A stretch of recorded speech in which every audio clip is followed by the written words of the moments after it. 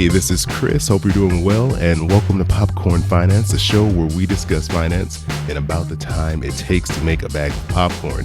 I appreciate you all coming back for another episode, and today I want to talk about a topic that you don't really hear discussed all that often, because I think we all have heard that we need a budget, and it's always pounded in everyone's head, and either you love budgets or you just absolutely hate them. But there isn't a lot of conversation around how do you structure your bank accounts within your whole financial life. And so that's why I've asked founder of thepoisedlifestyle.com and creator of the High Five Banking Method, which was recently featured on Forbes, Sahirenys Pierce, to join us. So how's it going? Hey, Chris, thank you so much for having me. I'm so excited to be here on the Popcorn Finance podcast. Oh, well, thank you. I'm happy that you're able to come on and talk about this really interesting way that you handle your bank accounts. But before we do, I wanted to say thanks again to Mint Mobile for bringing you all today's bag of popcorn. If you're still using one of the big wireless providers, you have to ask yourself, what are you really paying for?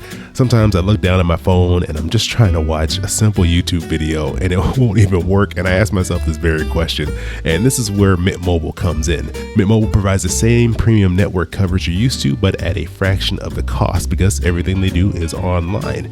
With Mint Mobile, you can cut your wireless bill down to just $15 a month, and every plan comes with unlimited nationwide talk and text. You even get to choose how much data you want for your plan. That's between 3, 8, or 12 gigabytes of 4G LTE data. So to get your wireless plan for just $15 a month and get it shipped to your door for free, go to mintmobile.com/popcornfinance. Again, that's mintmobile.com/popcornfinance. So the High Five Banking Method is based around using 5 bank accounts. So could you go through and explain to us, what is the High Five Banking Method and how's it structured? Yes. So the High Five Banking Method is a complementary strategy of how to organize your finances for your budget and for your financial goals. Again, a lot of people don't like to budget or they're intimidated by it. So this is kind of like a baby step into budgeting because it was created from how I actually budget. And it's composed of 2 checking accounts and 3 savings accounts. So the first 2 checking accounts is going to be for your bills because everyone has bills. This is putting a priority on saving the money for your bills so it can go right away where it needs to go. After that, it's going to be your lifestyle checking account. I like to have this one separate from your bills because a lot of people accidentally overspend their money for their bills and they double dip. They are late on their bills. And there's a lot of contradiction when you have these bills and your lifestyle checking account together. That's why I always promote people to have a separate checking account specifically for entertainment, for buying clothes, all the hobbies that they naturally have, because it is good to have, your own spending that you don't feel guilty about. And now when we go into the 3 savings accounts, these are very important things that a lot of people don't really think about is their financial goals. The first savings goal is your emergency fund. This is where it actually should match or replicate very closely to your bills account.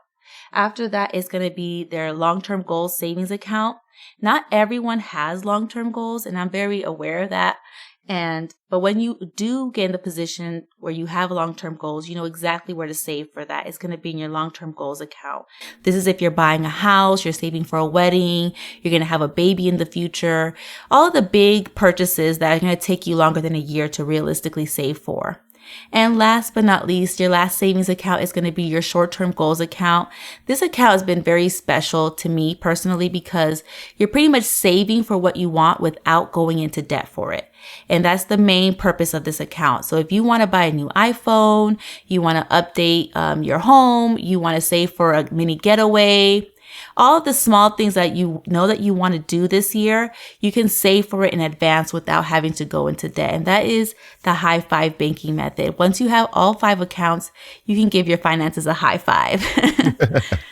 I love that because it's simple, but it sounds very effective in the way that each item is really separated out. One thing I wanted to ask you, though, is with having 5 bank accounts, what is your recommendation for people to avoid fees? Because for me, I know there's a lot of especially if you bank at a physical bank, I won't name any banks, I won't shame anybody, but if you bank at any of the big physical brick and mortar banks, a lot of them, they have minimum requirements for balances or for direct deposit. So what is your recommendation to keep this as affordable and fee free as possible?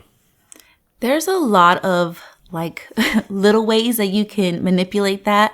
One of the ways that a lot of people don't realize is that you can split up your direct deposit from your employer. So you can do that for your lifestyle account or for your savings accounts as well. But if you don't want to take that route of splitting up your direct deposits or just keeping track of having the minimum amount of money that they request or the minimum transactions, I always recommend to check out online banks because they offer checking accounts for free, saving accounts for free with no minimum requirements, no fees, no hidden fees. I think that's the biggest one is the hidden fees. Oh, yeah. And it makes it very simple to organize your finances. And specifically when you're looking at your savings accounts, one of the biggest things I always recommend is to have your emergency fund on an online bank. Don't keep it at your brick and mortar bank because right when you see the money, you start getting tempted to spend the money. Oh, yeah. And if you keep it in a regular account at your bank, your savings account for your emergency fund, a lot of times you're collecting pennies. You're better off actually using an online bank that offers a high yield savings account to collect a little bit more interest compared to a few pennies from your big bank. So that's why I always recommend people to the accounts that you currently have, see if you can repurpose them. Cause that's what I did. I repurposed the accounts that I currently had at my big bank. And the ones that didn't work, I canceled them. And I repurposed new accounts at an online bank. So that gave me the flexibility of having the best of both worlds and making sure that I'm avoiding fees. That's what I personally do. And that's why I recommend it to other people to just check out online banks. Give it a try. Oh, that's a great advice. I'm a huge fan of the many of the online banks for that reason, and the simplicity, the lack of fees, and the higher interest rates. It makes perfect sense. Yes, and we're always online anyways. We're not really physically, as millennials, I don't physically go to the bank that much, so it works perfectly, honestly. Exactly. I used to work at a bank, and I don't want to go into a bank, so I completely understand that. And I have so many questions for you because I'm really fascinated with the high five banking method. But I just have quick rapid fire ones I'll throw at you. For the 2 checking accounts, do you keep debit cards for each of those? Like, how do you transact within those 2 accounts? I do have debit cards. Realistically, for my bills, I'm not really swiping my debit card like that. I have one credit card that I have specifically for my bills, and I only use that money swipe my credit card if I know that I have the money in my bills account to pay for it. And it's the same thing for my lifestyle account. I have one credit card specifically for my lifestyle account. I spend on my lifestyle, and then I pay off the credit card balance with the money that's in my lifestyle account. Because I'm really big on using your credit card like a debit card. And that is one of the best ways that I've been able to use those accounts with the credit cards, combining them. But if it's something that I need to buy, I do have a debit card though on hand if I need to swipe my debit card and I don't want to swipe it on my credit card. But for a lot of people who are in credit card debt, I would recommend to just have a debit card. And again, if you have a credit union or a big bank that have a limit, like a transaction limit of like a lot of times it's like 10 transactions you have to do in your lifestyle. Definitely see if you can hit that minimum using your debit card. That's another way to avoid fees.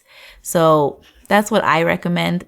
I do it a little differently than some people who might be in credit card debt because I'm not in debt, but I am very realistic that everyone does use their cards differently. Okay, that was a great explanation. Thank you. I appreciate that. And I really appreciate you walking us all through the high five banking method. And if people want to learn more, maybe they have some more follow-up questions for you on how they can implement this into their own financial lives, what's the best way to reach out to you and find out more?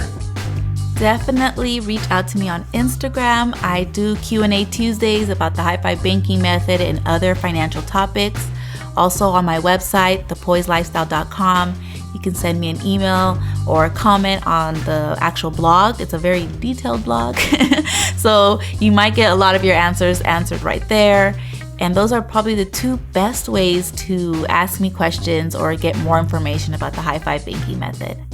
All right, perfect. And I'll put all that in the show notes. That way people can easily go find you. And I highly recommend checking out the videos that you're putting out because the quality is amazing. It's not your typical YouTube video, Instagram video. The quality is like, I was like, you have a team of people working behind you building this? Because the quality is amazing. So yeah, definitely worth your time to check out the work that you're doing. So Sahirenys, thank you so much for joining me and hopping here on the show to share the high five banking method. Thank you so much, Chris, and hopefully I'll be back soon. Oh yeah, definitely.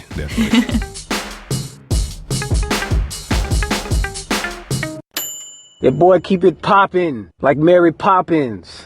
Hey, I am launching a brand new podcast called This is Awkward with my good friend and multi-time guest of the show, Allison from Inspired Budget. And you can go and subscribe to that show now, right where you're listening to this show here. So Apple Podcasts, Spotify, Google Play, all those places. It will be launching on March 4th. And if you need a little more convincing before you go and click that subscribe button, here's a little taste of what you can expect from This is Awkward. Hey, this is Chris. And this is Alice. Okay. Here we go. I got this. I had to get that out of me first. Okay. Hey, this is Chris. That was so loud. Why was it so loud? Shouted it at me. That was so loud. All right, let's try this again. All right. Hey, this is Chris. And this is Allison, and you're listening to This is Awkward, where we're going to be sharing some awkward money situations, and I have one for you, Chris, that I need to tell you about. Please tell me. I need to hear this. Okay, you have not heard this yet, and I'm so excited to tell you. Okay, whenever my husband, Matt, and I were getting married, we had a budget. My mom had saved some money whenever I was dating this guy in college. By the way, me and that guy in college broke up. But she started saving money because she was like, oh, Allison's going to get married one day. And she was saving all of this money for me to pay for the wedding. And so she said, whatever you don't use, you can keep. And I was like, done. So Going to the courthouse. I know. So it was, I don't know, I can't remember. It was maybe like $20,000 or $22,000. And so during the process of planning my wedding with my mom, she would keep trying to make these like upsells to my wedding, like make it fancier. Like, what if we did this and it would be more money? And I would be like, nope, veto.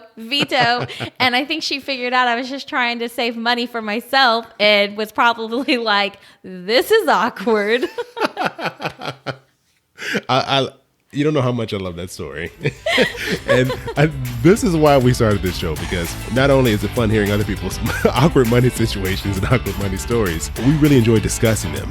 And there's times where you can't have these discussions with your family and friends because they're the reasons why the situation is awkward. So that's what Allison and I are going to be here for, to help walk you through awkward money situations you have, such as trying to keep the wedding money that your mom saved for you. We ended up keeping like $4,000. I don't know. We turned around and like paid off credit cards or something. But still, like, I just wanted to keep some of that money, you know? I don't blame you. We would have gotten married in my parents' front yard. And I was like, hey, we'll see y'all later. We're going on a trip. This is Awkward is going to be coming out every 2 weeks. We're going to be bringing you episodes filled with other awkward situations. Cannot wait. And we want you. No, we need you to call into this show. We need you. Yeah. The show cannot happen unless you call in actually. Otherwise, we're going to have to be calling in with fake voices. And our impressions are not very good. So please call in to 707-200-8259 and share your awkward money story with us.